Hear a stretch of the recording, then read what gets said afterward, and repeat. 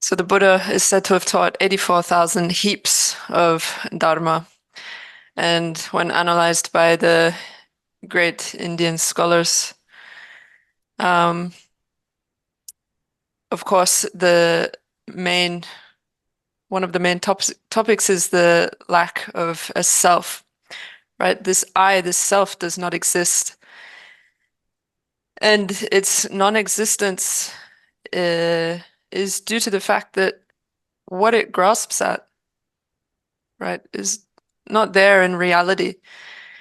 Yet we still, at all times, are holding on to it, right? We hold on to that object of apprehension of the grasping at a self, despite it not really being there. So this grasping at a self is an object of abandonment, right? This self that appears to exist from its own side by way of its own character.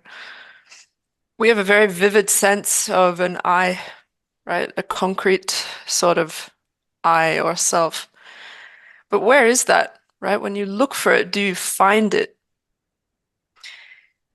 Within Buddhism, we make a distinction. We say there is a person, right? The Buddha himself has a self, so to speak. He is a person, therefore he has a self, right? He is an arhat. Likewise, all the great Indian Mahasiddhas and Panditas of Nalanda Monastery, they existed, they are people, persons, as we call them, technically, right? They would say, I have a robe, I have a begging bowl, right? They're not denying that there is conventionally a person or a self, because self, I, and person are mutually inclusive according to our philosophical texts, right? If you have one, you have the other. But what we're saying doesn't exist is the objective apprehension of the view of the perishing aggregates. Now, what is its objective apprehension? Well, it's perceiving an I that is independently existing, right? That can sustain itself independently of the aggregates, right? It's this concrete sense of self that doesn't exist. So we make that distinguishment. There is a self conventionally, but there's no concrete self that exists independently, right? We have to acknowledge and accept that the self of Buddha Shakyamuni, for example, exists, right? Because he was a person. But his self that doesn't depend on his aggregates doesn't exist. And this is a fundamental tenet that all Buddhists would accept, right? They accept a self, but they don't accept a self that doesn't depend on the aggregates. Well, we have this sense of self 24/7, right? In every moment of our lives, we have this concrete sense of self, right? The one who goes, drinks, and eats, right? This I that we perceive is that which doesn't exist. And due to that, we have a perception of others, right? And those others around us, family, parents, friends, those who are more distant from us, and so forth, it becomes hard to consider them dear.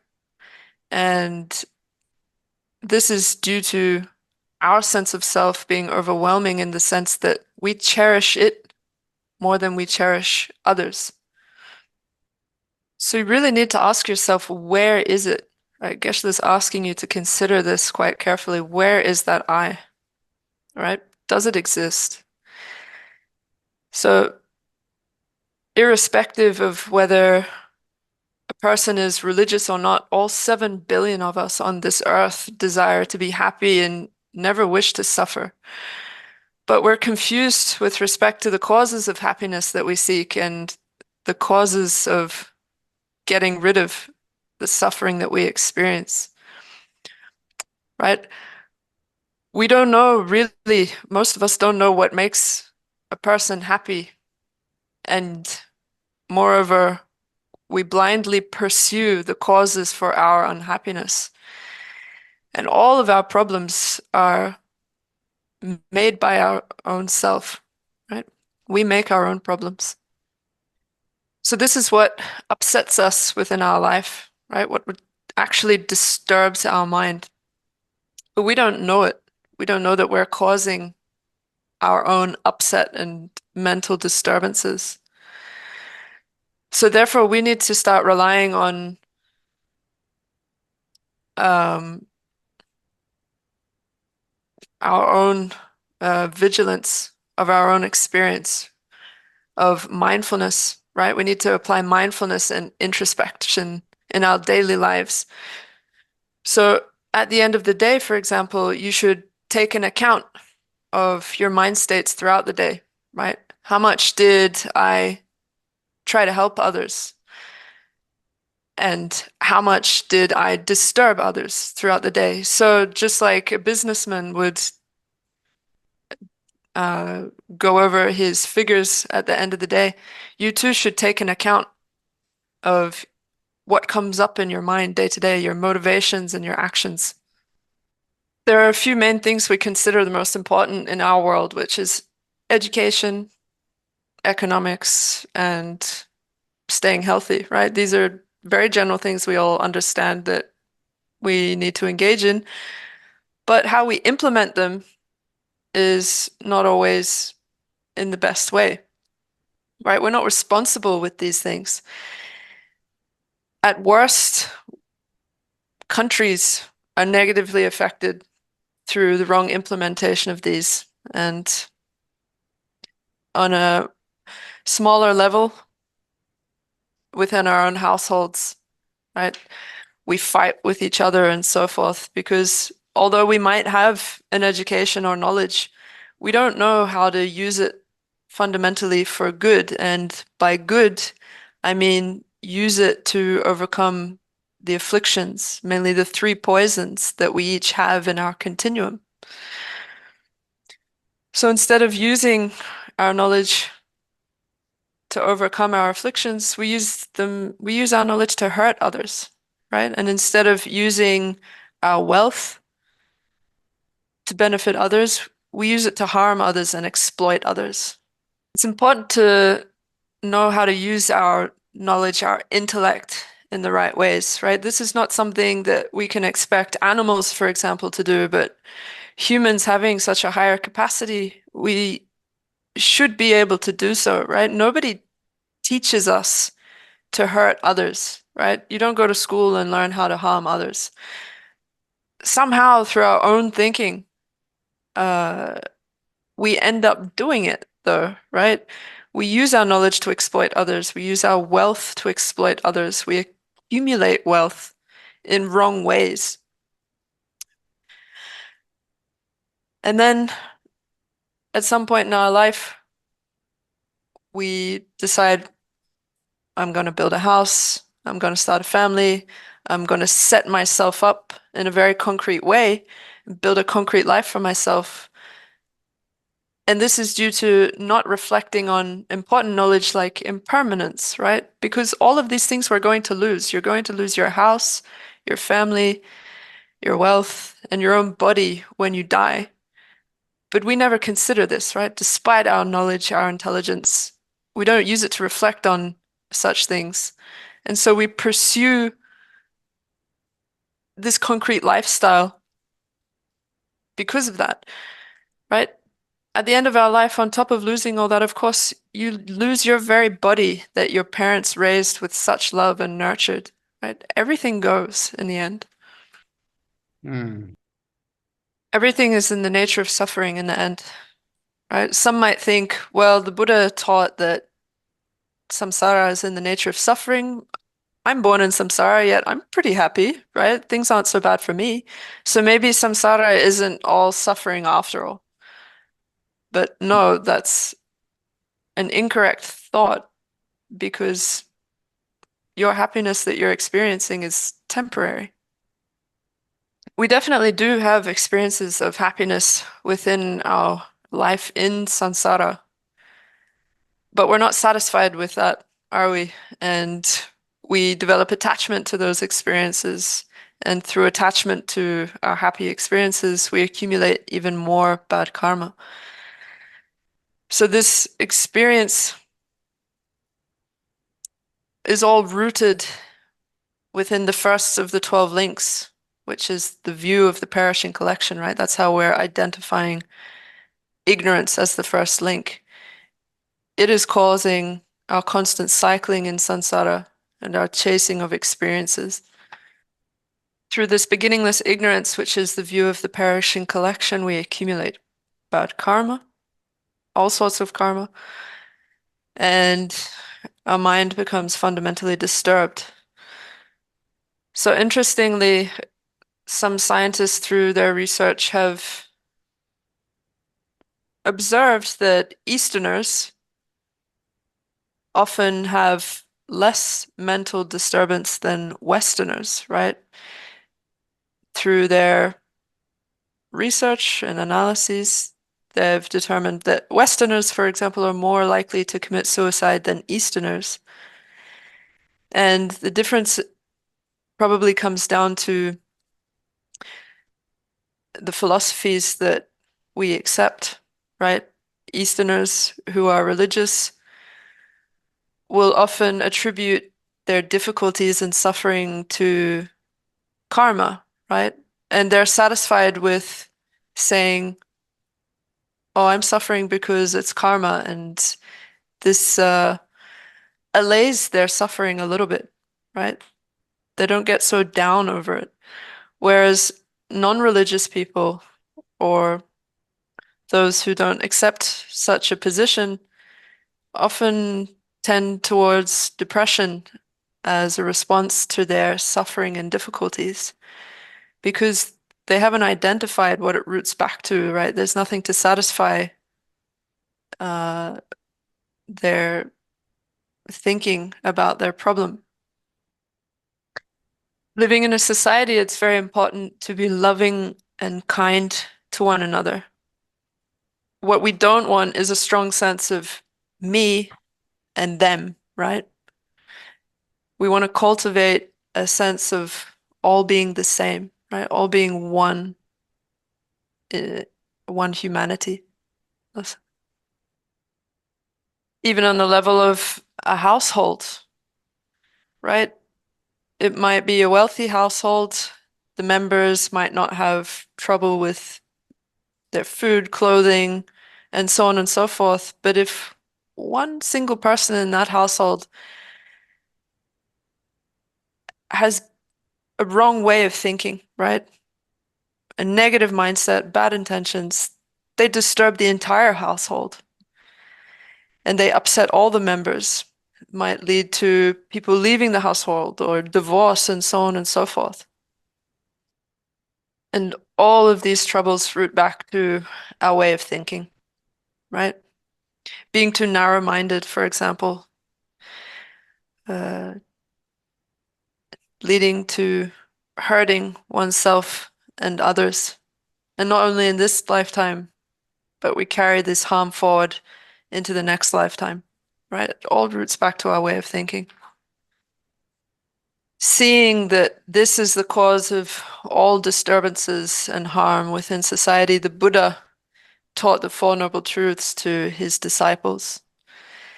And the Four Noble Truths that he taught were something that is common to all Buddhist practitioners. It's not a presentation that applies only to certain sects within Buddhism. It's a presentation broad and excellent that is to be practiced by all. At that time in classical India, the principal religion that proliferated was Hinduism, right, which had already been established in the land for hundreds, if not thousands of years. So the Buddha did not come along and present his new religion as something that everyone must accept, right? He presented it as a choice. not something to force upon people. There are many different religious views in the world and non-religious views and philosophies, and fundamentally they're all rooted in promoting kindness towards others, right? They share that fundamental tenet. The Buddha being rooted in compassion and skillful in methods, understood that in order to practice Dharma, one did not have to be a Buddhist necessarily, right? You can be a good person without being a Buddhist. This is clear.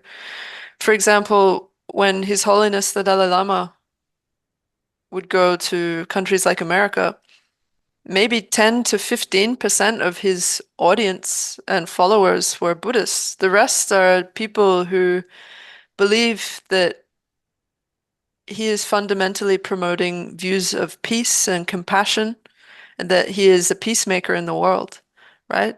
You don't need to be a Buddhist to believe this, but you can still practice these fundamental tenets of kindness and compassion, can't you?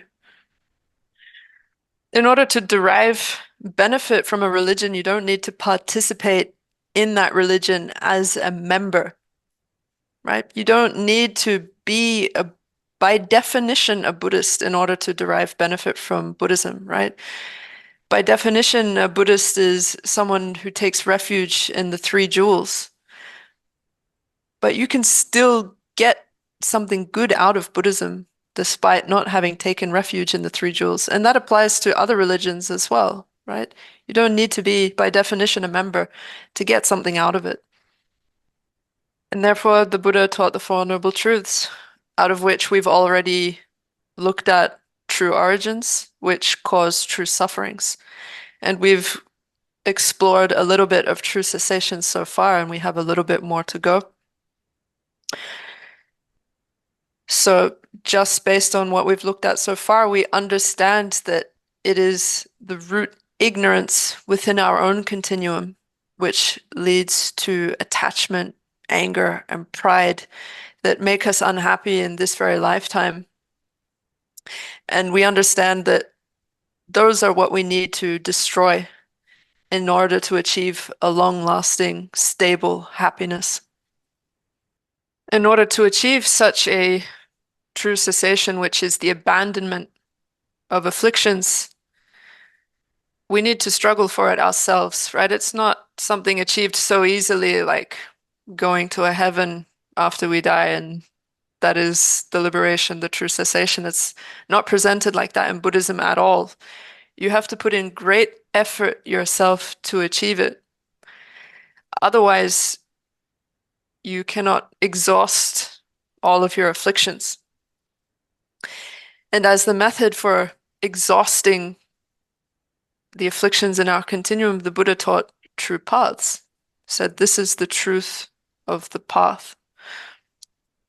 When the Buddha taught true paths within the Four Noble Truths, of course, the traditions that arose or were taught based on those paths can be broken up into Hinayana, Mahayana, and then within Mahayana, the path of Tantra. But it's not that those are a spectrum of bad to better, right? We don't say that Hinayana is the worst, Tantra is the best. It's not like that at all. It's simply they were something that was taught based on the intended disciples and what those intended disciples needed or could cope with. So the Buddha taught the Hinayana, Mahayana, and within that the Tantra in accordance to the needs of the disciples. But it's not like the main practices of the Hinayana are something that we should leave aside because they were taught to that group of people, right? Actually, their fundamental practices pertain to us as well as aspirants to the Mahayana, right? They have very strong foundations in the practice of the Four Noble Truths, the 37 limbs of enlightenment, the four close placements of mindfulness, and so forth. So just because those are main practices of Hinayana tenet holders, which you would find in Sri Lanka, Thailand, and Cambodia, and so forth, doesn't mean that we can leave them aside.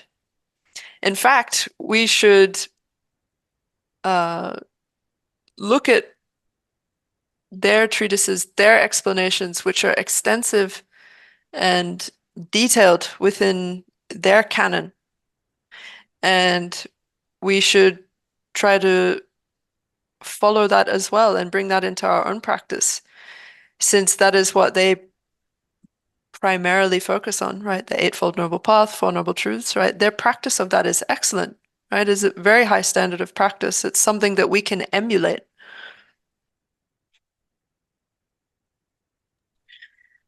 The original teachings of the Buddha split off into different traditions, right? They went their separate ways. In the early times, it split off into a Sanskrit tradition and a Pali tradition, right? Wherein the canons were in the Sanskrit language or in the Pali language, and they went their own directions. They then later went to China, for example, right? China adopted parts of the Sanskrit canon. They also adopted parts of the Hinayana canon. And they also have tantric teachings, right? There's a plethora of different and excellent teachings that made their way to China. And now the canon continues to spread throughout the world and it's being translated into English and other languages. And these 84,000 heaps of Dharma taught by the Buddha are all for the purpose of taming the minds of sentient beings. Right? They're not intended to harm sentient beings, nor to waste the time of sentient beings. The principal method of taming the afflictions is true paths, which is something we don't have right now. But looking to excellent examples of beings who did generate them after the Buddha taught them, we can look to the great Indian Mahasiddhas and the masters of Nalanda who were present over 1,000 years ago. They developed the practice of the path and gave rise to true paths within their continuum, right? Through meditating on the means of abandoning attachment, hatred, pride, and so on, they gave rise to true paths. So they did that then, and now it's time for us to start. Out of the Four Noble Truths, of course, those that pertain to the purified class of phenomena, which are true cessations and true paths, are a little bit harder than the first two, true sufferings and true origins, which relate to the afflicted class, because we can't really relate to the purified class of phenomena, can we? We can relate much more easily to suffering and its origins because we experience those day to day. But even though it might be harder to therefore understand true paths and true cessations, we still have to go over them, right? I still have to present them to you. And of course, the Buddha never said to shy away from topics just because they're difficult. So now through our studies of true cessations and true paths, think that at least you're accumulating merit from listening to them and also depositing imprints on your mind stream that will make it easier to give rise to them in future. So in the West, people, of course, request Dharma teachings. And if you're somebody who understands Dharma well, you understand that you need to teach something that benefits the student and will give rise to roots of virtue within them. But if you teach certain topics like emptiness and bodhicitta, for example, in the case of bodhicitta, it's principally a teaching rooted in forsaking yourself in order to benefit others. And such teachings often lead to a reaction wherein people are like, I just can't do this. This is beyond me, right? Many people give that sort of feedback. So, for example, if someone is really sad and mentally disturbed, and if they were to go to a doctor and the doctor would obviously find nothing physically wrong with them, some people suggest for them to go receive Buddhist teachings, right? Go find a guru, they might be able to help you, they would say. And Geshe said such people come along, right? They come with all their problems and sadness, and they think that Buddhism is going to fix everything for them, right? But Buddhism can't do that because your experiences are fruitions of your karma, and Buddhism can't eradicate what has arisen from your karma, can it? So they're not getting a fix-all when they come for the teachings. And a lot of this, a lot of the problems such people experience is probably because they don't have much satisfaction in their life, right? They're not contented. It's an issue of people wanting more and more and more. Just like for example, a businessman might make $1,000 today. Well, he gets excited by that and thinks, well, tomorrow I want to make double. And then the next day I want to double that, and so on and so forth. So it's a lack of contentment within our life also that's leading to a lot of mental discontentment in general. So we need to be better motivated, right? We need to understand the conditions that give rise to our mental suffering, right? Attachment, anger, pride, and so on and so forth. And not knowing the ways to make these subside, we go on experiencing such suffering. Some people think that the Buddhist teachings aren't realistic, that Buddha didn't really understand how to function within society because we need certain prerequisites to get by, right? We need money to live in this kind of society. But it's not that the Buddha didn't understand that. Of course, he understood that we need certain prerequisites to live and that we have to pursue means to achieve them. The Buddha was primarily focused on showing us that it is our attachment and lack of contentment with respect to these that cause us to mentally suffer. For example, if you get a new car and you're really, really attached to your new car, if it gets scratched, you get really, really upset very easily, right? This is due to your attachment to the car, right? It's the attachment where you're going wrong. We need money to get by, that's fine, but have more contentment with respect to this. This is what the Buddha was really saying. Now back to true paths. We meditate on true paths to achieve the object of attainment, which can be divided into two, liberation and omniscience.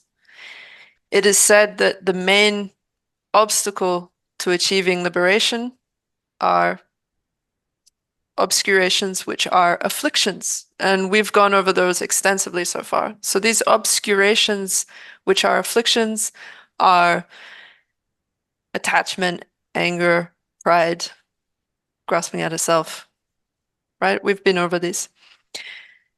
The principal obstacle for achieving omniscience is called obscurations to knowledge. So in order to eradicate both of these, right, obscurations, which are afflictions, and obscurations to knowledge, we need to rely on a true path. And principally, that is identified as an uncontaminated, direct realization of emptiness, right?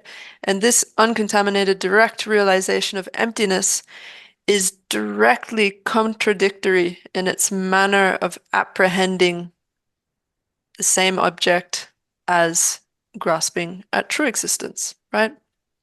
If you take the same object that they apprehend, they have directly contradictory ways of apprehending it, and therefore a realization of emptiness is the best counteracting agent for the apprehension of true existence. If we're constantly beaten up by our afflictions, then is there a way to get rid of them? Right? You should really think about this. Can I actually get rid of my attachment, hatred, pride, and so forth? And how do I really go about that? If it was as easy as going to a doctor to get rid of them, that would be great. We wouldn't have to study these extensive presentations. You could just go to a famous doctor and say, please get rid of my attachment, hatred, and pride. Right? Easy. In today's world, we have amazing advancements happening in science, right? Science is fantastic, it's great. But even they haven't arrived at a way to eradicate our attachment, hatred, pride, and all of our afflictions, right? They have not yet been able to identify correctly the mental sphere that Buddhism can, right? Science is linking the mind back to the brain. And that's as far as they have gotten so far.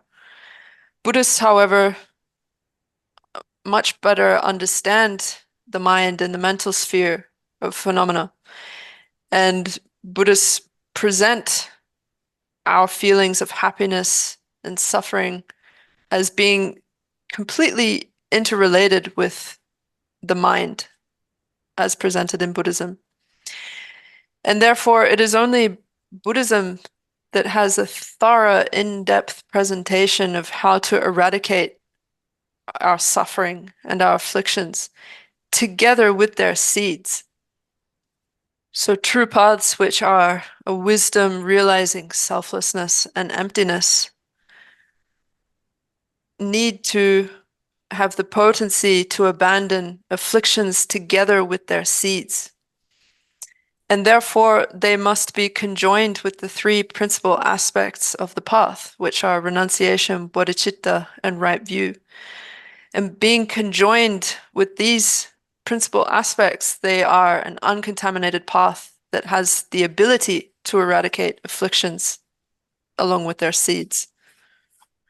This is, of course, a presentation of true paths in the context of paths that lead to Buddhahood, right? In order to achieve the state of an arhat, of a hearer or pratyeka Buddha, basically the level of an arhat in the Hinayana tradition, one does not need to have one's paths qualified by bodhicitta, for example. Of course, you need renunciation and right view, but in order to achieve Buddhahood, the path must be conjoined with or qualified by bodhicitta.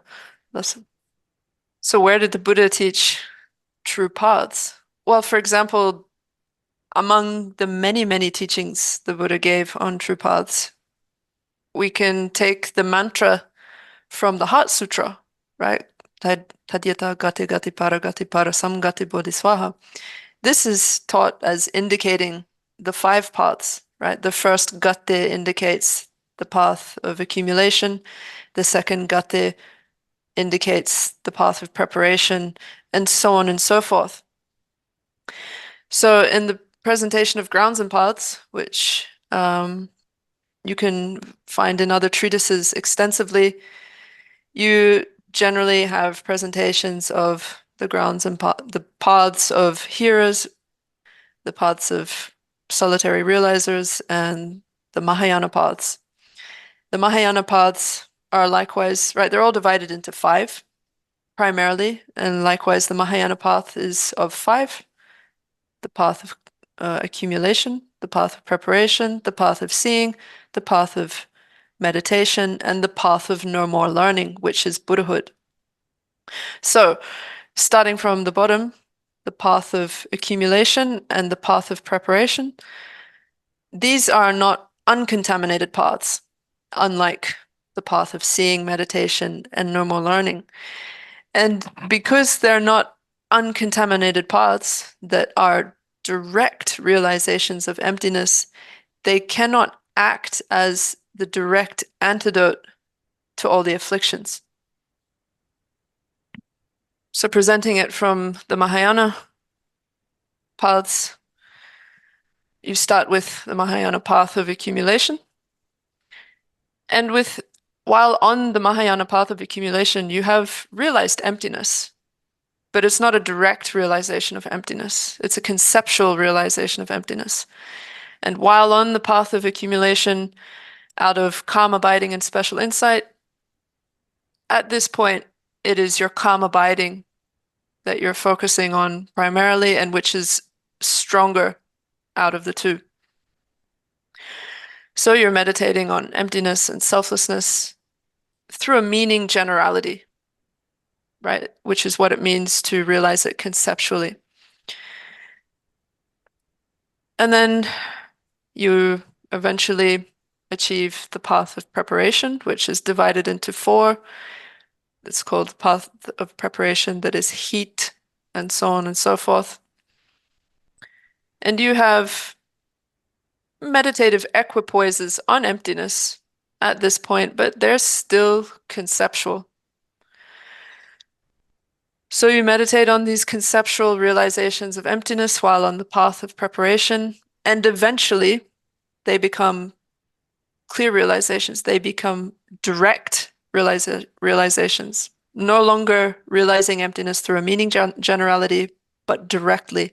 And that's when you achieve the path of seeing.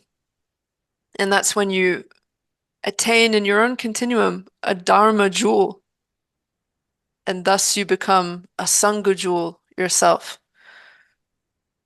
So through meditating on the path of preparation, which is a contaminated path, when it becomes a perceptual realization of emptiness, it becomes an uncontaminated path and is able to act as the antidote to the objects of abandonment pertaining to the path of seeing, right? It's now an uncontaminated, direct realization of emptiness that can act as a direct antidote to afflictions, right?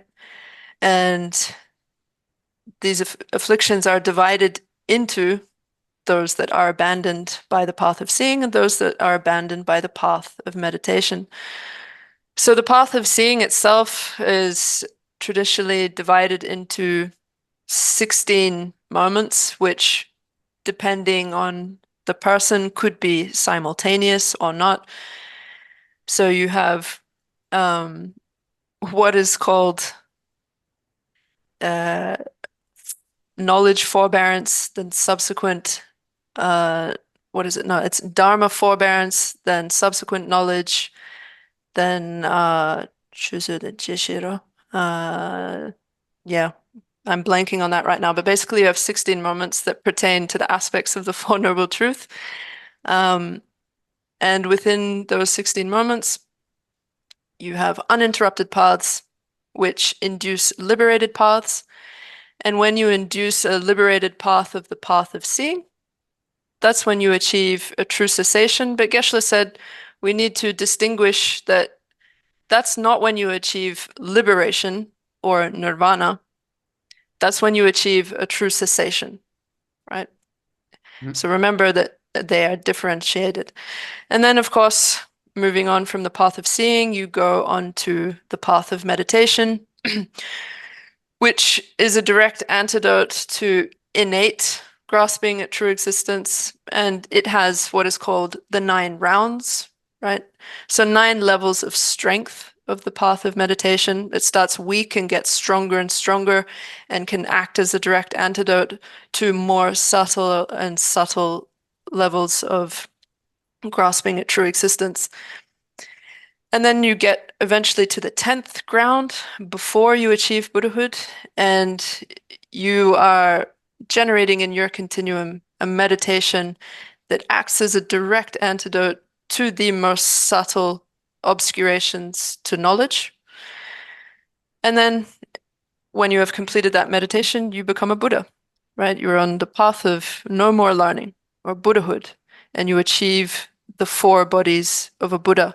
And this is when you achieve nirvana, non-abiding nirvana, it is called.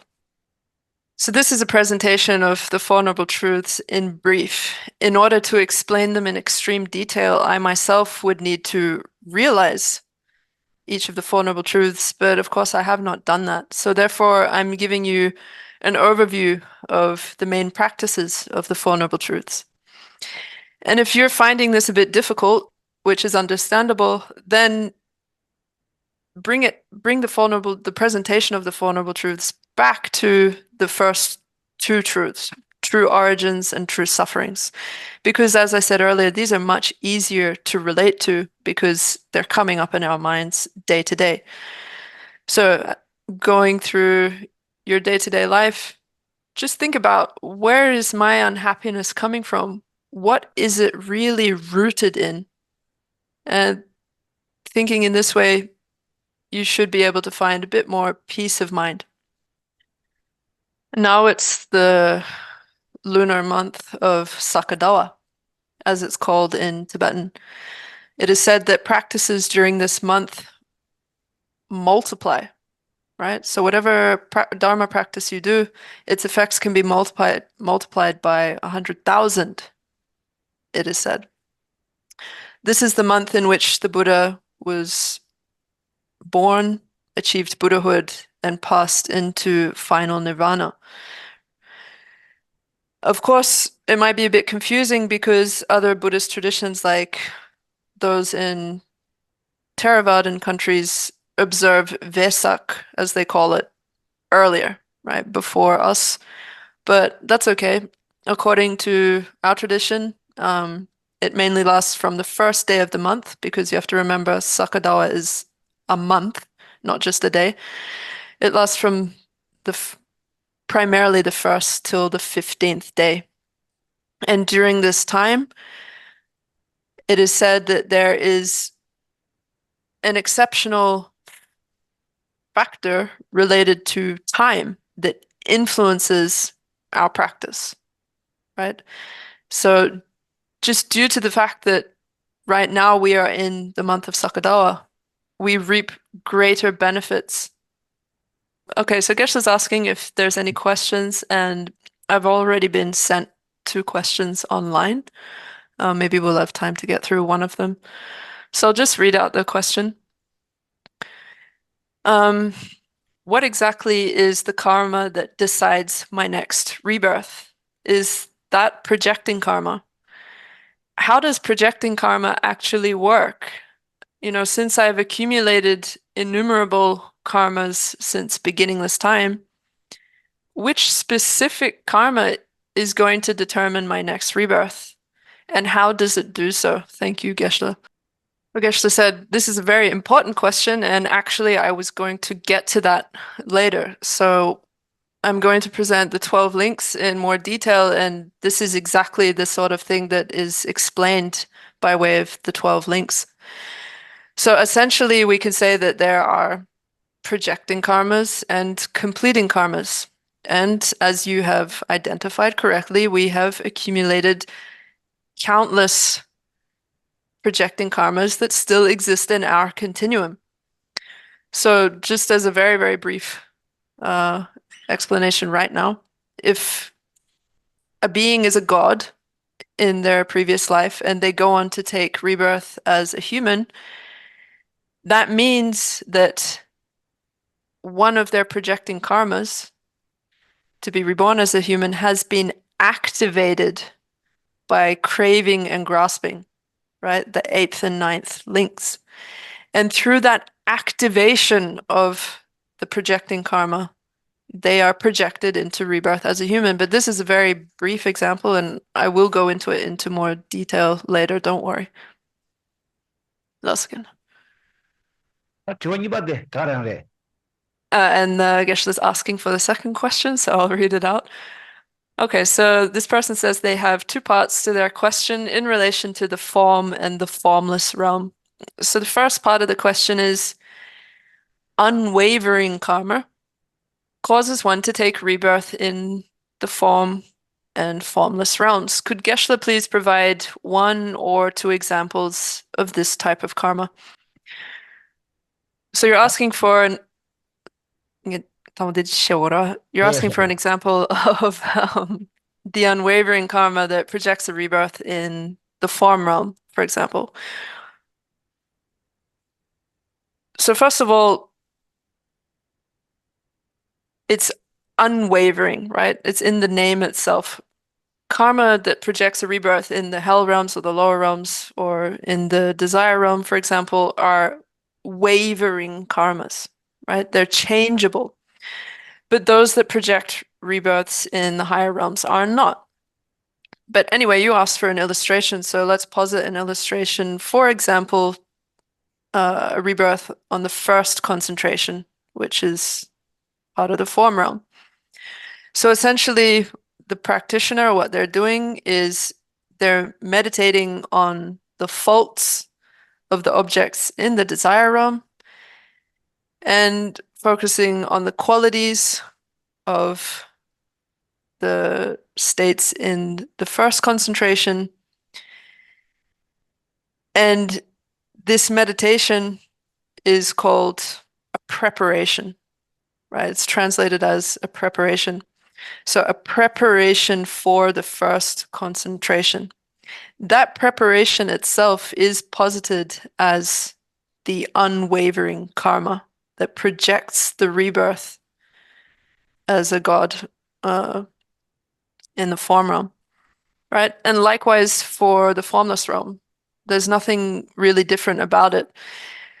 The practitioner is meditating again on a preparation, and this preparation for a formless absorption focuses on the faults of phenomena in the form realm. So, for example, the faults of the phenomena of the fourth concentration, and again is analyzing, focusing on the qualities of the absorptions in the formless realm, and therefore that that preparation itself, this meditative preparation, is the unwavering karma that projects that rebirth into the formless realm.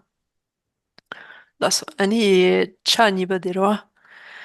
I'll just read the second part of the question is, Geshe, can I request you to please explain the process of taking rebirth into the form and formless realms? Is it through some sort of meditation process? Well, actually, I think you've just got your answer to that.